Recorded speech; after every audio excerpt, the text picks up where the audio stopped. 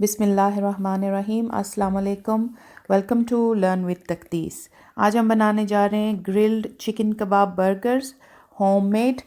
आपको जिन चीज़ों की ज़रूरत है वो हैं 1 केजी चिकन कीमा, 2 से 3 प्याज हैं, 6 से 7 हरी मिर्चें, 2 से 3 अदद लहसुन के जो है, छोटा सा अदरक का पीस, 2 टीस्पून चाहिए आपको नमक के, या फिर आप अपनी टेस्ट के हिसाब से डाल सकते हैं।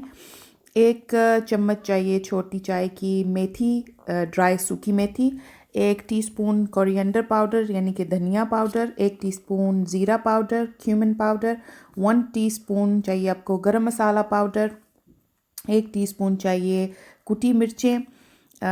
एक हाफ़ टी स्पून चाहिए आपको मिर्चू का पाउडर जो कि है रेड चिली पाउडर। 1 टीस्पून चाहिए आपको कुटा धनिया। 2 टेबलस्पून फुल चाहिए आपको भर के बेसन के। सबसे पहले आप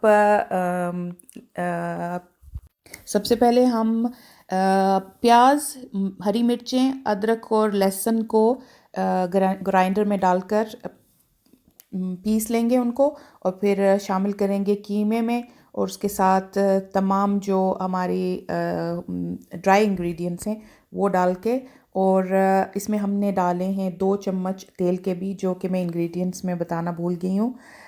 2 चम्मच तेल के डाल के अच्छी तरह से कीमे को मिक्स करके आप रख लें। डिपेंडिंग आपको जितनी देर के लिए रखना है, आधा घंटा भी रख सकते हैं, 1 घंटा भी, 2 से 3 घंटे, जितनी देर आप चाहें रख सकते हैं। उसके बाद हमने इस्तेमाल किया इलेक्ट्रिक ग्रिल। उसमें हम कबाब बनाकर तो इनको कर लेंगे ग्रिल। थोड़ा सा लगाया मैंने तेल भी उसके ऊपर, ग्रिल के ऊपर मैं तेल लगाऊंगी क्योंकि चिकन के कबाब हैं, तो चिकन में क्योंकि नहीं होती है चर्बी, फैट नहीं होता है, तो वो थोड़े फिर इतने अच्छे नहीं बनते अगर आप उसमें डालेंगे। आपको थोड़ा सा तेल डालना पड़ेगा। तो यहाँ पे थोड़ा सा हाथों को पानी की मदद से या फिर आप ऑयल की मदद से भी कबाब को शेप देकर ग्रिल में डालकर 2 से 3 बार आपको उनकी साइड चेंज करनी पड़ेगी। बना लें। तो ये कबाब आप मीट का कीमा भी लेकर बना सकते हैं। मीट में क्योंकि चर्बी होती है अपनी, तो आपको आई डोंट थिंक कि उसमें आपको ज़रूरत होगी कि आप डालें, तेल को शामिल करें। अभी हमारे कबाब जो हैं एक साइड से हो गए हैं, तो हम इनकी साइड चेंज कर लेंगे। आप किसी भी चीज़ की मदद से, फ्लैट वाला जो चम्मच है उसकी मदद से, या फिर जो टोंग होती है उसकी मदद से आप इनको साइड चेंज करके, तो आप देख लें कितनी देर लगती है। कभी अगर ग्रिल आपकी नई हो तो और भी जल्दी बनती है। हमारी थोड़ी पुरानी हो गई है तो थोड़ा सा इसमें ज़्यादा टाइम लेती है।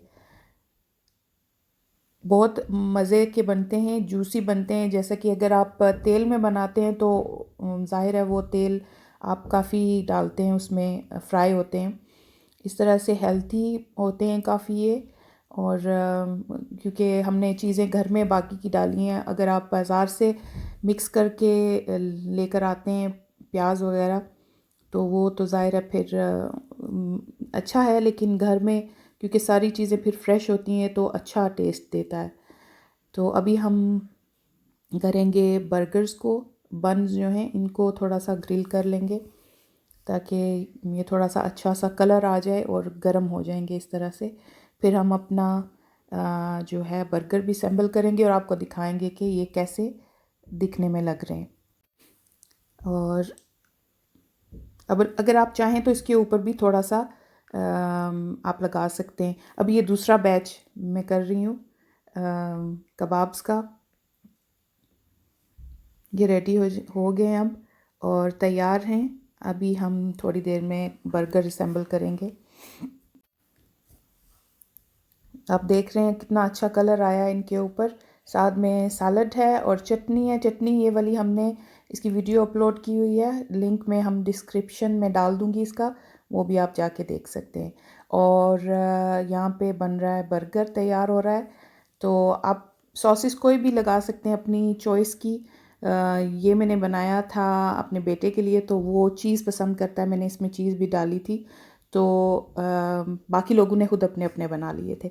ये हम डाल रहे हैं, चटनी डाली है, केचप और मेयोनेज़। अभी इसके ऊपर डालेंगे कबाब। मैंने 2 रखे हैं क्योंकि थोड़े पतले होते हैं, ज़ाहिर है जो आप बाहर से लेके आते हैं वो मोटे वाले होते हैं बर्गर्स। तो बर्गर तो नहीं है, इसको आप बन कबाब्स कह सकते हैं, लेकिन बर्गर भी कह सकते हैं एक तरह से। सैलड और ऊपर से डाल के आप इसको आप अपनी मर्ज़ी की जो भी सैलड हैं वो आप डाल सकते हैं। बहुत जल्दी तैयार होते हैं, ज़्यादा देर नहीं लगती है, बहुत इजीली रेडी हो जाते हैं और खाने में भी बहुत मज़े के होते हैं। और फिर दूसरी चीज़ ये है कि ये हेल्दी भी बहुत हैं। आप ओवन की जो ग्रिल है वो भी इस्तेमाल कर सकते हैं। ओवन में आप एक साथ रेडी करके डालें, ओवन नहीं, ग्रिल में, जो ओवन के ऊपर ग्रिल होती है। देखें ये फाइनल लुक है। आई होप आपको ये पसंद आएगी। Like, share and subscribe to the channel. Thank you. अल्लाह हाफिज़।